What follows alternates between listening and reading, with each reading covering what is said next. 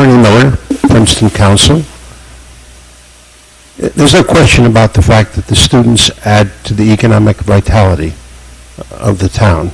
And I'll make the observation that the development of the campus east of Nassau, east of Washington Road, has had some impetus in the development of the economic vitality of Nassau Street, east of Vandevender.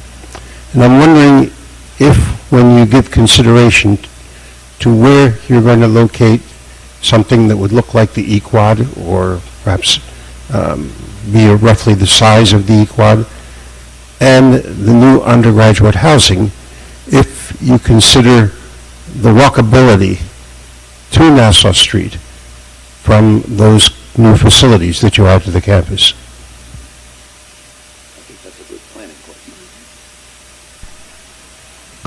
So I think the short answer is yes. We understand that it's a very symbiotic relationship between the university and the city, the town of Princeton's goals. So without being able, again, to be specific, I think the idea is to consider uses that in that part of campus both make good sense for the academic aspirations of the university as well as contribute to Nassau. So there are a few sites that we're looking at, certainly the future of the E-Quad as a possible relocation. There may be some of the uses that are currently in the E-Quad through the School of Engineering, which may not continue to be there in the future. So what would be the best possible replacement uses? Might they be another set of academic uses? Might they be some other set of university activities, potentially administrative uses as a consideration, either on a temporary or long-term basis?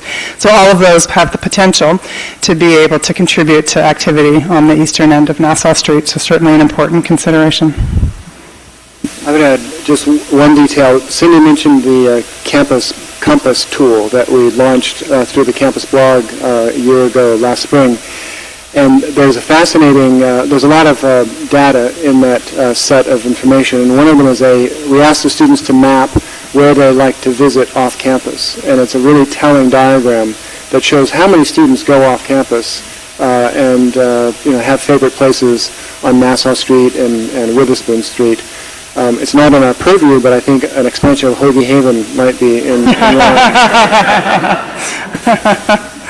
Actually, it's funny because we had a lot of students tell us how much they would like more versions of Hoagie Haven as compared to the sort of university offerings in terms of the campus and I just want to add one thing. This is not a campus planning thing, but one of the other emphases of the strategic planning framework was the university's commitment to service, and seeing if we couldn't do even more to encourage students to get across the street, not just to go to Hoagie Haven, but to get involved in the community more than they have at some points in the past.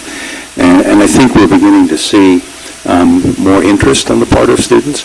Some of it will be solely extracurricular interest, but some of it now is curricular related.